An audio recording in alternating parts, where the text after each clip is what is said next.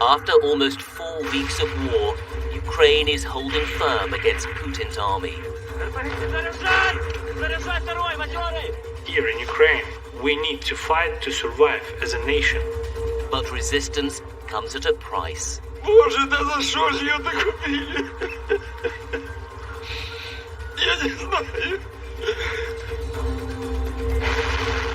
Putin's artillery is pounding Ukrainian cities to rubble.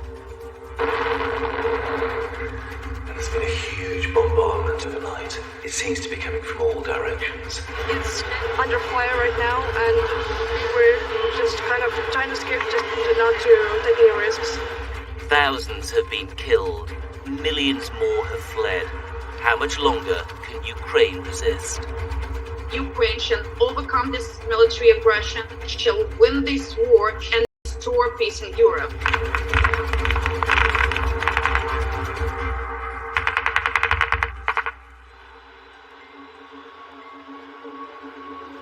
Looking at maps, the only route out is south. And then I've been reporting from inside Ukraine since the start of the war. the most hairy bit is just getting across the first series of checkpoints and into the suburbs. It's late February, and it looks like the capital, Kyiv, may become surrounded. My team and I are being advised to leave. I think leaving it any later than today feels as though the window might have closed. A few days earlier, I'd witnessed the first Russian attack on the outskirts of Kyiv. We just heard from some locals that they're Russian soldiers, that the Russians have taken over this airport. Here comes the helicopter. Here comes the helicopter. Yeah. Here comes the helicopter. Yeah. Okay, let's go. Let's go. Yeah. Survive. Get in the car. Right.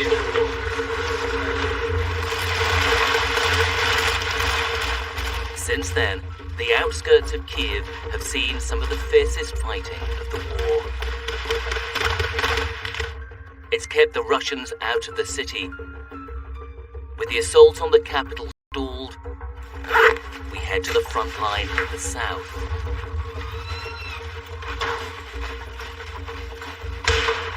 Are we wearing flak jackets?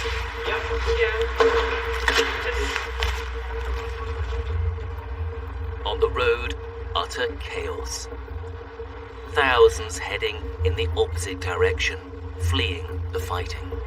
Drive-through, there are tailbacks of 15 to 20 miles of people desperately trying to get out of Ukraine, and they're carrying babies and animals and jerry cans full of petrol, and I've never seen a human exodus anything like this before. From Kyiv, our destination is Ukraine's key strategic port on the Black Sea coast, Odessa.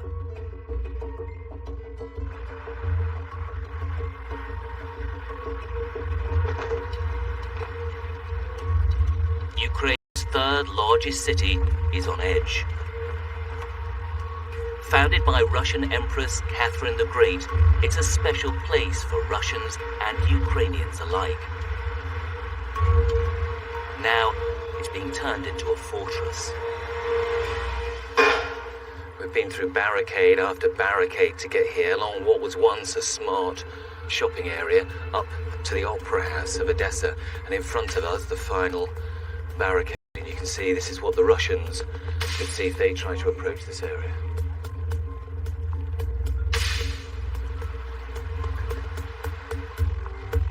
The port city is crucial to Ukraine's economy. Much of the country's imports and exports come through here. Capturing Odessa would be a huge prize for the Kremlin. Andrei Zaharadnuk is a former Ukrainian defense minister. It's a symbolic city. It's a city with lots of history. So they will try to use propaganda to sell this whole campaign. And in their strategic mind, this is the way to control their sea. Любые звуки, которые происходят днем, ночью, настораживают весь дом. Alina Drozdova was born in Russia at the end of the Second World War. She's lived in Odessa for most of her life. где я осуждаю Путина, потому что это нужно быть безумным, чтобы напасть на братскую страну. Поэтому я обращаюсь к матерям, к женщинам Российской Федерации, чтобы не пускали на фронт и чтобы не убивали граждан Украины. Alina, like many Ukrainians, has family in Russia. They've bought into Putin's line, this is not a war, but a special military operation to liberate Ukraine. Я слушаю в том числе и российское телевидение. У меня есть родственники в Москве, они отурманены. Они говорят, что Путин бой одного нациста.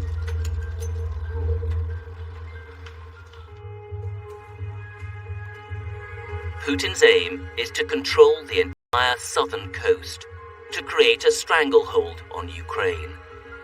3 weeks ago, his forces attacked the town of Kherson, 120 miles away from Odessa. They're telling people to stay inside. Shooting in the air, you hear the sounds.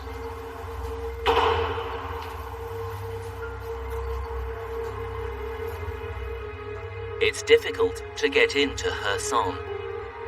A local journalist tells me what happened. For his safety, we're not identifying him. In the first hours, around 20 local people tried to stop the Russians. But it was an uneven battle. They were only armed with Molotov cocktails and maybe some light weapons. They were all killed almost immediately. The tanks roll in and the Russians take control. Trapped inside the city, our contact starts filming for us. He meets Angelika, who'd been looking for her son, Yuri. Мы с мужем приехали сюда, было где-то 2:30, да, дня. Мы обнаружили сперва вот эту яму, воронку. Ну, сейчас засыпало. Где-то вот здесь. Вчера было все в крови, было видно. The blood is her son's. She found his body nearby. И его вот именно разрывом мины, во-первых, его разорвало на мелкие части, на 2 крупных, верхняя часть и нижняя. Yuri died trying to get his family and neighbors to safety. А вот сюда, вот в это укрытие они бегали, прятались. Вот туда он отвел беременную невестку и внука. Внуку 4 года. Потом он вернулся за девочкой, ну, их подруга, у которой муж в командировке. Он ее и ребенка тоже отвел в подвал и вышел еще раз. Ну и вот здесь он погиб. Вот. Хочу обратить ваше внимание, что мы находимся в жилом квартале. Здесь нет ни одного промышленного объекта, даже ни магазина, ни детского сада, ни школы, только жилые дома.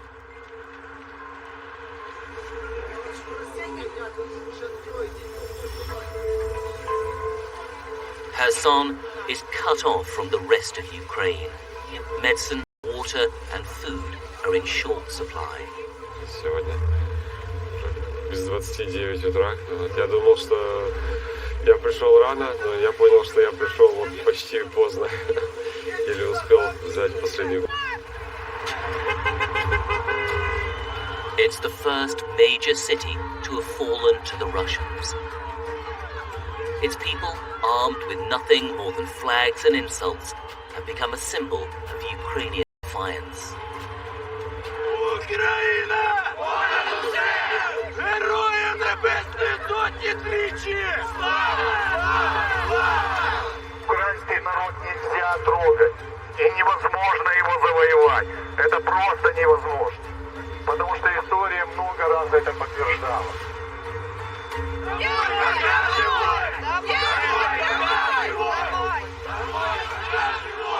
That spirit of resistance is going to burn ever hotter the longer the Russians stay there.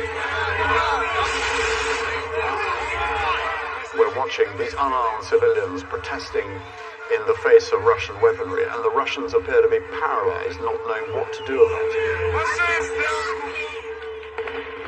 But today the mood changed. There was panic as the Russians fired round upon round of warning shots.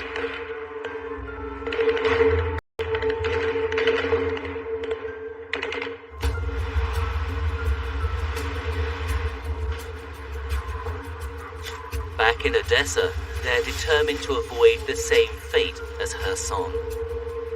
The beach is laid with mines. With the Russian Navy positioned off the coast, they're worried about an amphibious landing and the ever-present threat of missile strikes. Where? Coming from the ships? Ships is. Yeah. Russian ships. We're taken to an air raid shelter deep underground.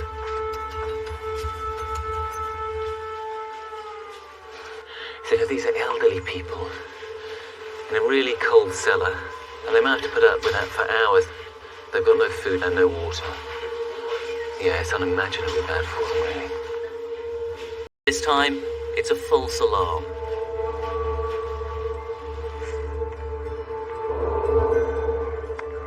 Later that night, the attack is all too real. It's a couple of minutes to midnight, and we had 3 or 4 what sounded like fairly large crumps over in the background, and we're told that actually it was the Ukrainian military bringing down 3 or 4 Russian missiles which were coming in over this airspace.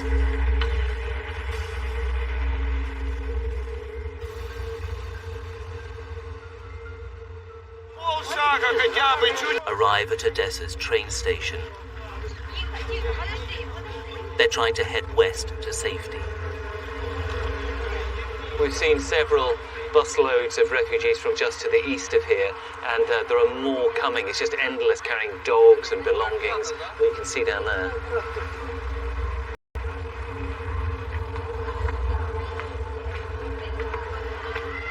Inside the station, we meet Nicole and her mother, Yulia.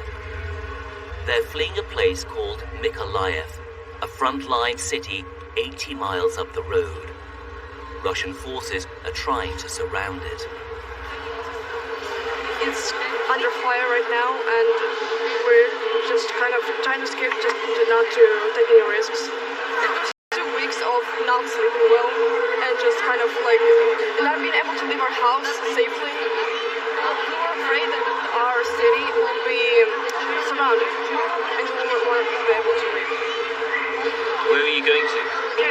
Germany. Do you think that you will ever return? Yeah, definitely. We didn't escape there just because like we will have felt like it. We just kind of had to.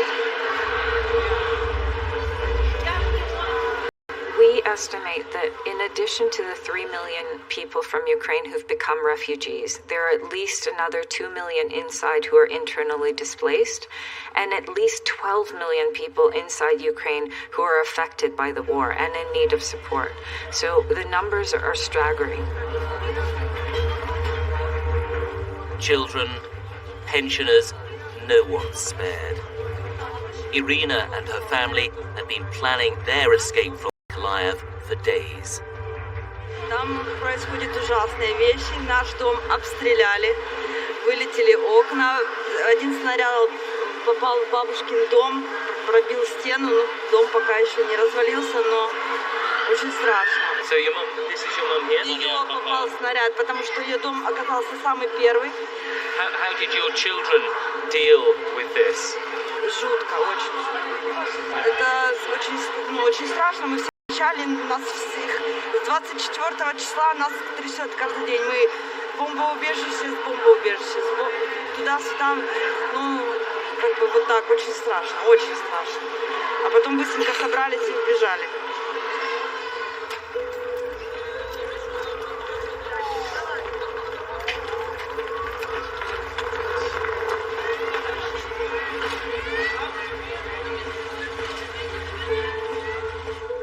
Irina's home city of Mykolaiv is now all that stands between the Russians. Surrounded, we head there on the only safe road in.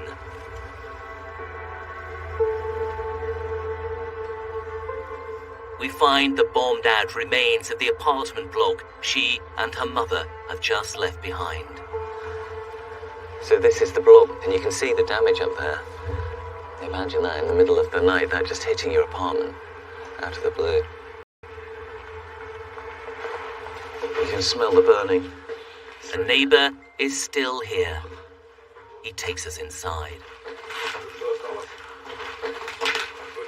Was anybody in here at the time? Кто-то находился дома, когда случилось? Да, мама была здесь. It looks like it came in through here. Зашел тут снаряд. Снаряд на пятом этаже вошел. And then set everything На on fire. пятом этаже, и он вниз пошло гореть вот это все по балконам. Ну, видимо, осколки посыпались с пятого этажа вот это.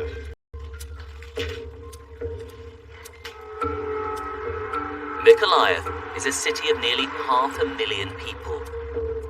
Every night, curfew and total blackout. This is the hour when nobody else is allowed on the street, yeah? Yeah. This is one of the men in charge of defending the city, the mayor Alexander Senkevich. Usually dressed in a suit and tie, he's now permanently armed.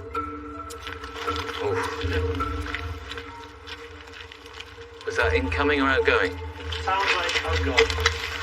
So, this is my office. If they do take this, and I know you'll fight hard to keep it, but that's the straight road to Odessa, isn't it? And that's what they need. Yeah, so they need to occupy the southern part of Ukraine, so that's the exit to the sea. Mayor Alexander has one of the most dangerous jobs in the country. Other mayors have been targeted by Russian forces, abducted and even killed. Every time I go out, I think this is my last time.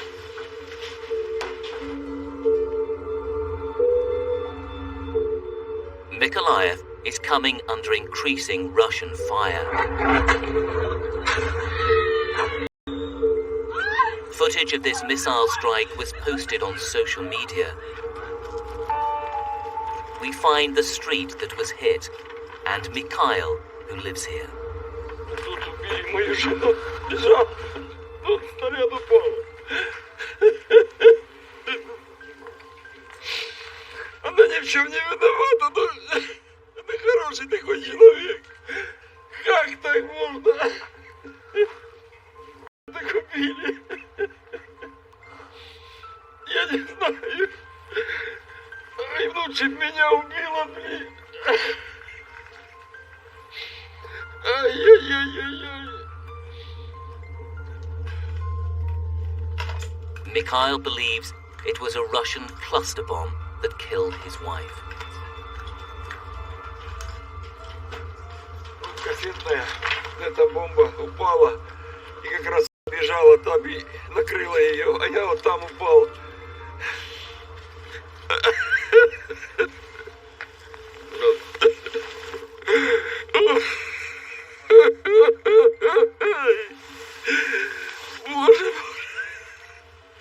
I'm so sorry. What was her name? Людмила.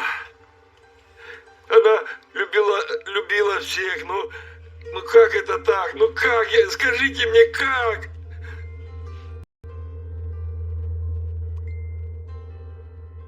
We've been told we have to leave this area immediately because the people who are escorting us say there's been a lot of booms just down the road here.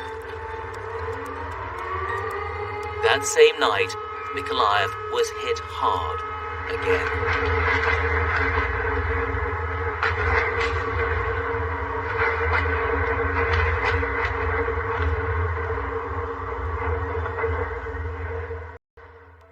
It's 5 o'clock in the morning, and there's been a huge bombardment in Mykolaiv overnight, and it seems to be coming from all directions.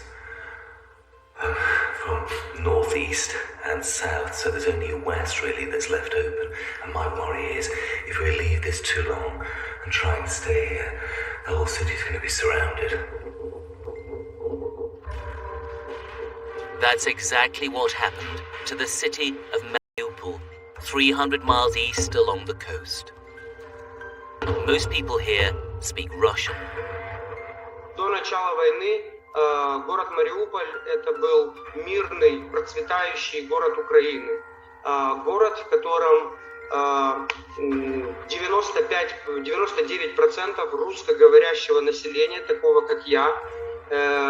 Моя дочь, она училась в русской школе в городе Мариуполе. Pavel Gomziakov is a photographer. He escaped Mariupol last week with his wife and child. His parents stayed behind. Вот в один Мы никто не могли поверить, что на нас в это время могут вот так вероломно напасть. Мы все шутили, мы не верили, что это может быть. И в один момент жуткая война. People here are enduring the worst of this war. For last week we were not able to count number of deaths. So our last number was 2,358.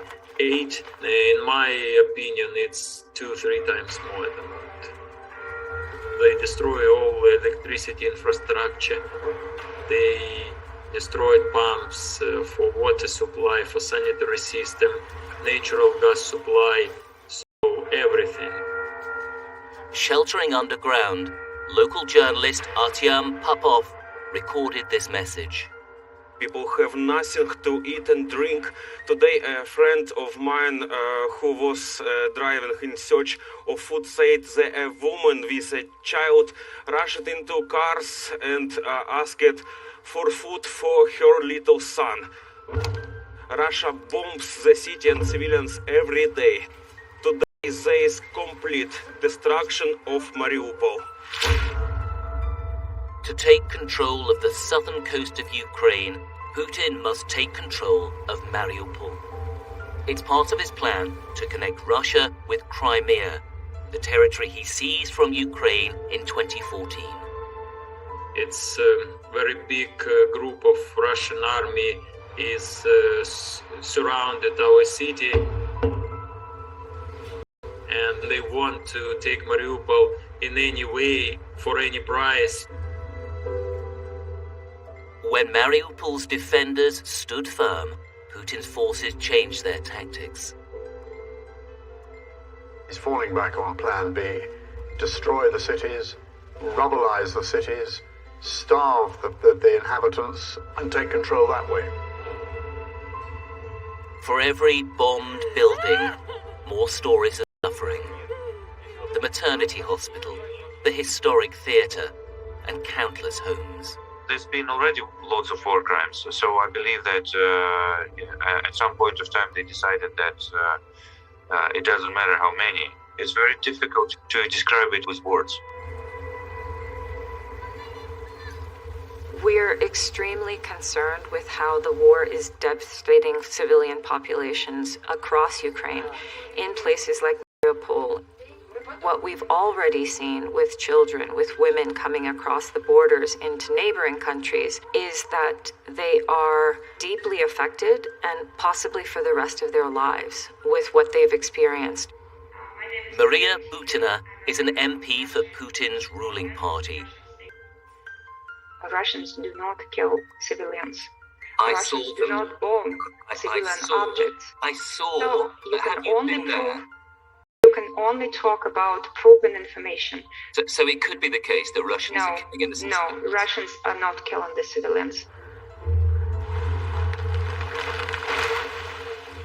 I am feared to think what may happen with residents of Mariupol. This needs to be resolved somehow, because otherwise we're going to see a 400,000 people tragedy. І я хочу, щоб мене зараз почули всі. Почули особливо в Москві. Настав час зустрічатись, час говорити. Presidents Zelensky and Putin are yet to meet, but their negotiators continue to talk. Any war is ending with a deal, and this deal will take place, but nobody can now project the timelines, because the timelines are basically depending on the level of compromise Russian Federation would be ready for, and the red lines for Ukraine are absolutely clear at this stage. Ukraine has conceded it's unlikely to join the West's military alliance, NATO. But it rejects Putin's claims on Crimea and eastern Ukraine and insists he withdraw his forces from the whole of the country.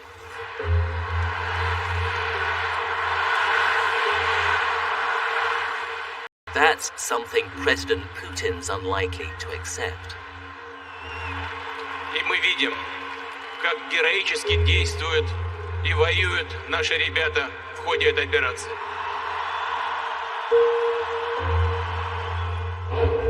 There have been many Ukrainian military successes.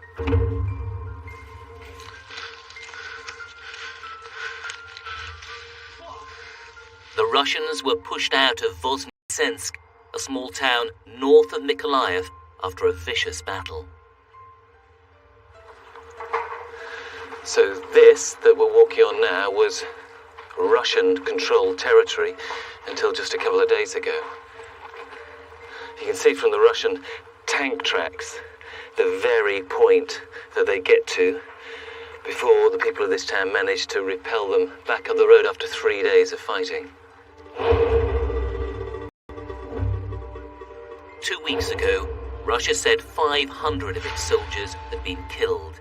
It's given no update since. Ukraine says the figure is now closer to 14,000. Soldiers who were killed in this battle, their bodies were collected afterwards and they were brought to this train here, this mortuary train. How many Russian soldiers do you have in here? 6. И будет еще подвозить.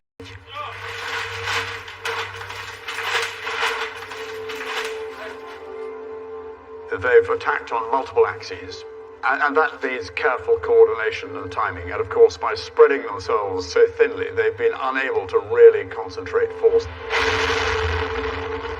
They overestimated their own capabilities, they underestimated the Ukrainians. But I think we should just remember one thing: the Russians will be quick to learn from this. In Mariupol, Russian tanks are in the city, but its leaders are refusing to surrender.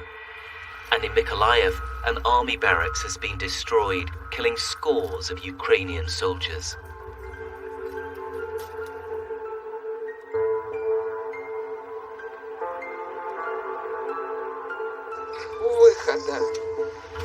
The war is getting closer to Odessa. Alina and her neighbor Svetlana are refusing to leave their home. Если начнется бомбежка, все приготовлено, у каждого соседа все приготовлено. Каждую минуту это вторжение России реально в Одессу. Трагедия. Трагедия большая. Трагедия. Above ground, Odessa's streets are tense but peaceful for now. But in this war, unleashed by President Putin, nothing remains certain for long.